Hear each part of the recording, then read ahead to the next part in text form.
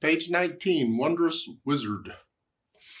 Here we're getting different time signatures. We get 5/8 and 6/8. It starts out in 5/8. 6/8 we've had before. 5/8's a little different. Now there's 5 counts to a measure.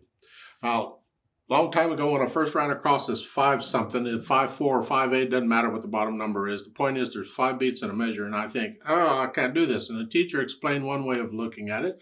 That helped. Later on, I learned other ways of looking at it, which helps some more. So we'll look at it.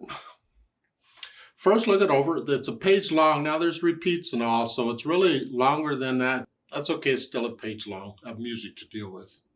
Treble and bass clef to start. That can change, but that's okay too. 3 flats in the key signature. We're either in E flat major or C minor, but do the arpeggios and scales for both. This happens to be in C minor because, again, it's spooky and all that, usually in minor. And starts with 5/8, and then at the end of the first line, you'll see it goes to 6/8, and it kind of goes back and forth, but we'll deal with that. Right hand first. I'm going to check the notes and the fingering and all. And as far as the 5 or 6 go, just keep that 8th note steady right now. 1, 2, 3, 4, 5, 1, 2, just 8th. 1, 2, 3, 4, 5. And I tend to use a 2/5 on that. In the first measure, here and here, I tend to do that.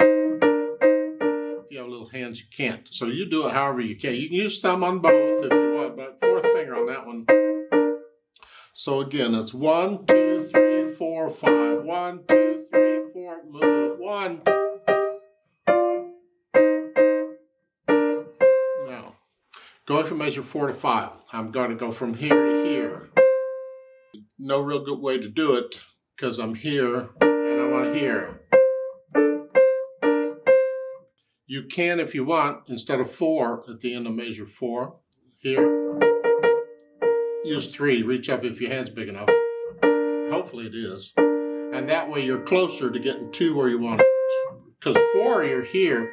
3, you're here. You're a little closer. You can try that. And then measure 5, 6/8 time. 1, 2, 3, 4, 5. 1, 2. Then scratch up. And then measure 9. 1, 2, and. That's it. 1, 2, 3. 3 and. 1, 2, and 3 and. And that's tied for the rest of the measure. Just hold it down. Measure 10, same. Measure 11, same. And then measure 12, it's an E flat C with an 8 VA above it. So you got to come up here. If you have a short keyboard, you don't have the notes, play the highest E flat C you have. Okay. And then last line is similar to the first. Except the last measure. Look at the last measure at the bottom. Second ending, you're here. Just bass clef now. And that's an E natural. We're ending on that Picardy third. They do that sometimes. Ending on a bright note or an unusual thing. I'd put a twist at the end. Okay. Left hand. So 1, 2, 3, 4, 5. 1, 2, 3, 4, 5. 1, 2, 3, 4, 5. 1, 2, 3, 4. And then second line is treble clef. We got to come up here. Well, I don't really want to go from here, measure 4 to measure 5 like that. I mean, there is a rest. I can do it. But I just don't want second finger here if I got to come here. So, and actually, in measure 6 or measure 5, you could play that first note with third finger as long as you can reach the G and connect them. That's what you're after. So if I go here, measure 4, I can go 5 on the last note, and that way I'm there. To me, that's much easier. So in measure 4, we're here. 1, 2, 3, and then come up. And then here, measure 6. 1, 2, 3, 4, 5, 6. So this is fun. Let's go down to measure 9. The left hand gets melody. 1, 2, 3, 4, 5. Their fingering is good. They want 3, 4. Now, measure 12, I suggest you do is 3, 4, 1. In on a thumb here. Because if you repeat, you got to come down to here. You repeat back to the beginning. You're ready, you're there. And if you go to the last line, you got to come to this C. You're a little closer if you're playing it with thumb. Because otherwise, you're playing it with 5th finger. Yuck. So play it with thumb. Then I put the hands together and just keep a steady eighth note here. 1, 2, 3, 4.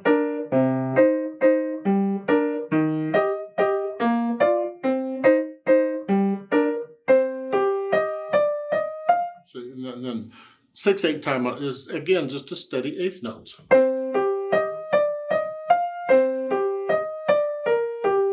Okay, the third line's the kicker because now you. This, right? 1, 2. See, that's 3 and 1, 2, and 3.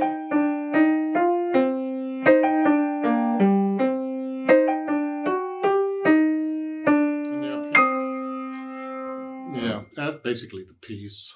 So I put the hands together, and then I go back over it, maybe a line at a time or so, and get rid of the hesitations. Go as slow as you need to, doesn't matter, but no hesitations. Then I add the articulation here.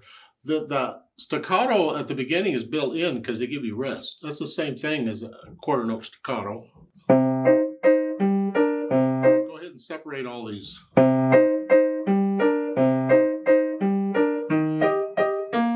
And then in the second line, this is very connected.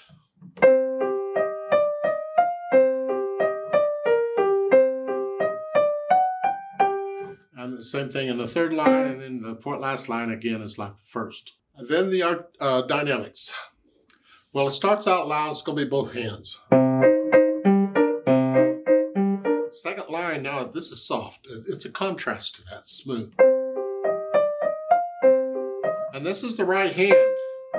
Left hand's very soft. And then you're going to crescendo up the end of the line to loud. Third line, left hand,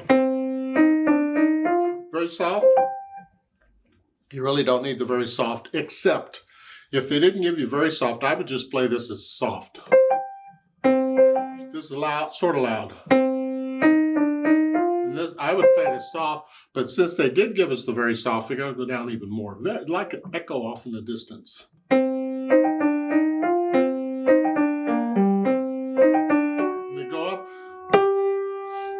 I'm not sure what they're after at the end of the third line. You're already very loud. And it's loud, soft. I'm wondering if maybe they want you to go up to loud here. I'm not sure, because and this here, loud here. With an tenuto. Hang on to that note, measure 12. Hang on to that note. And then the last line, you have an F and a P on repeat. Sounds dirty, but that's music for you. It's first time you play it loud, both hands. However, I question their dynamics here. I don't know if it's an error. I'm not quite sure what they want. But they have a crescendo there in the first ending to go up to loud. The only way I can do that is if I come down and then go back up. But they don't tell me how much to come down. So in my opinion, maybe they're just telling me come down and then go back up to loud. Put a crescendo in that measure. Come here. But I'm already there. So in the measure before the second or first ending, it was loud. Now come down. So loud and then come down and go back up. I don't know. That's interpretation. How do you feel it? The second time you play the last line, now you're soft. Until the last ending, and there you go up there. With an accent on these, just play those a little louder, whatever. And then the speed, about what I just did, I think allegretto, it's a feel of it. It's a, how do you feel this? And I think we're sort of going to feel this in natural accents. In 6/8 time is 1, 2, 3, 4, 5, 6. 1, 2, 3. The second line.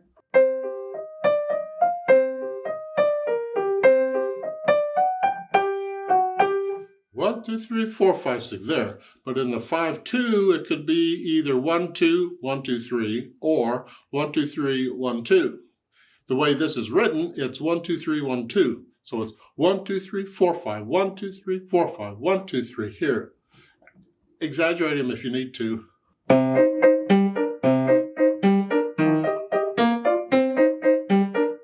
The left hand's playing on them.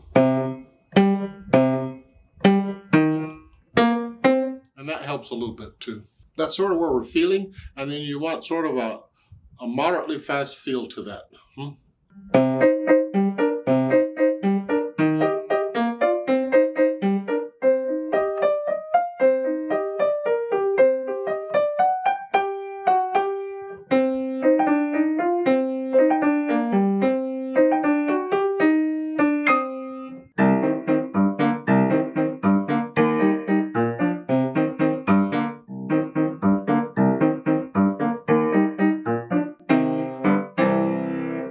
That might be a little too fast. Maybe you don't want it to go that fast.